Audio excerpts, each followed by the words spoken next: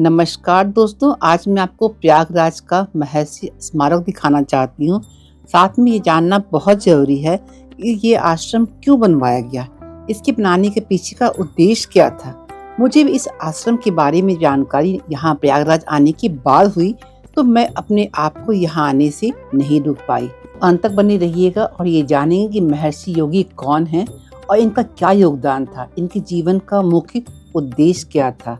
तो ये सब हम जानने के लिए हम पहुंच गए हैं जस्ट अभी आश्रम के सामने। तो ये इसका मुख्य द्वार है, जो अभी कंस्ट्रक्शन का काम चल ही रहा है और अभी काफ़ी कुछ बन चुका है और कुछ बनना बाकी है। तो यहाँ पे टिकट लेना, काउंटर गेट के बाहर बने हुए हैं और यहाँ 20 रुपये का टिकट लेना है और ये टिकट लेकर के हम चलेंगे अंदर की तरफ। क्योंकि हमारा देश जो है महर्षि और तपस्वी का देश रहा है, फिर भी हम बहुत सारे ऐसे महर्षि हैं जिनके योगदान के बारे में नहीं जानते हैं। तो चलिए हम देखते हैं और जानते हैं यहाँ के बारे में।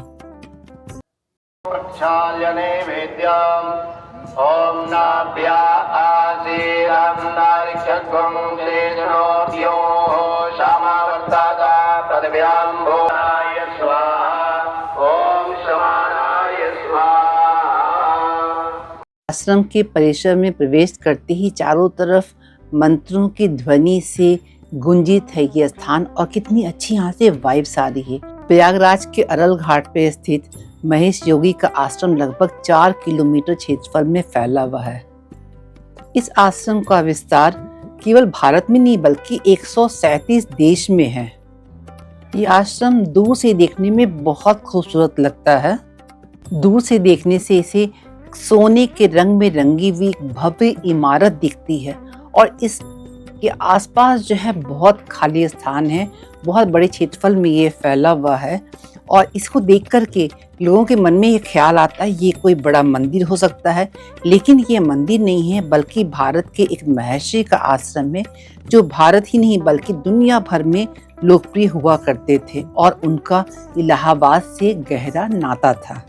तो ये आश्रम एक ऐसा स्थल है जो आस्था, इतिहास और विज्ञान का संगम है।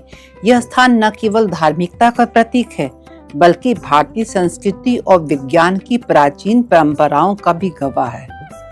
तो यहाँ आने से पहले मुझे महर्षि योगी के बारे में जानकारी नहीं थी, लेकिन यहाँ पर कार्यरत बहुत लोगों से जानकारी मिली और तब और भी ज़्यादा जानने की इच्छा हो रही है।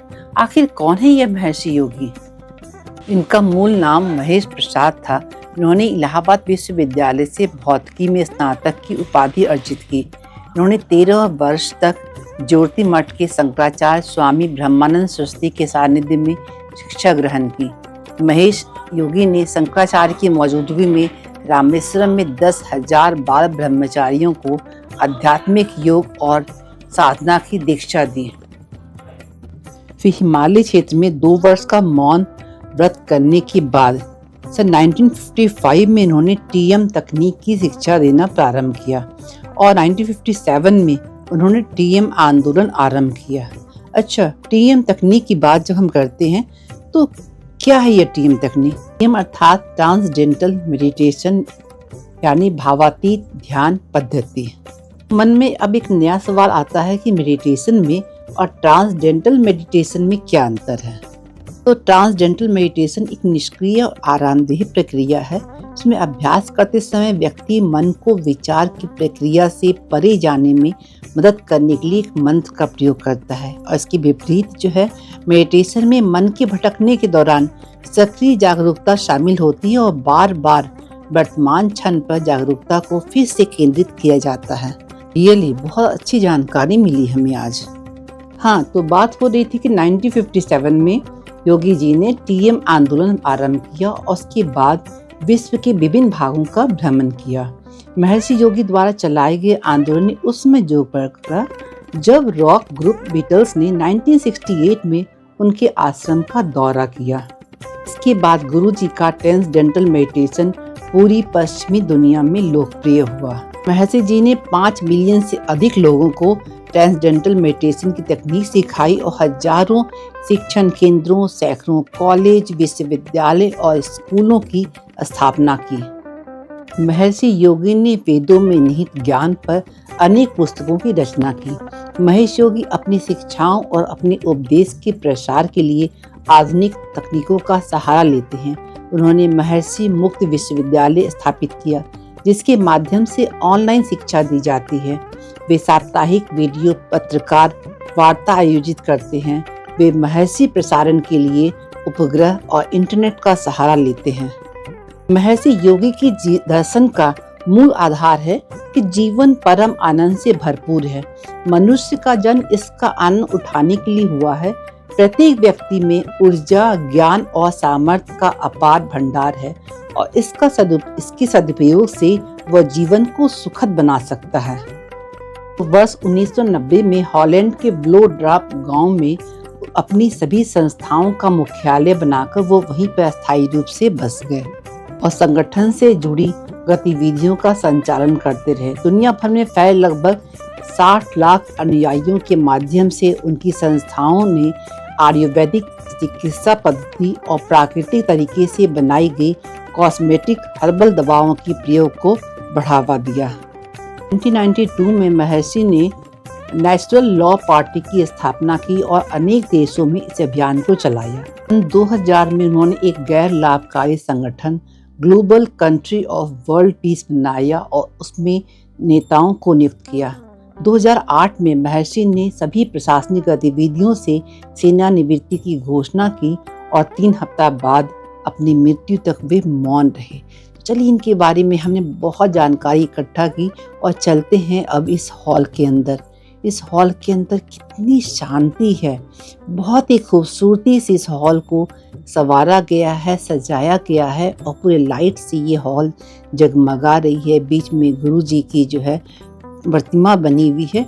देखिए इस हॉल के अंदर आके बातें करना मना है और इसलिए यहाँ पे मैं कुछ नहीं बोलूँगी और लेकिन यहाँ पर देखिए आप वैसे ही आपकी जो है आवाज़ बंद हो जाएगी, क्योंकि यहाँ पे इतनी खूबसूरती है, इतनी शांति है, लगेगा बस सब कुछ निहारते रहें, देखते रहें।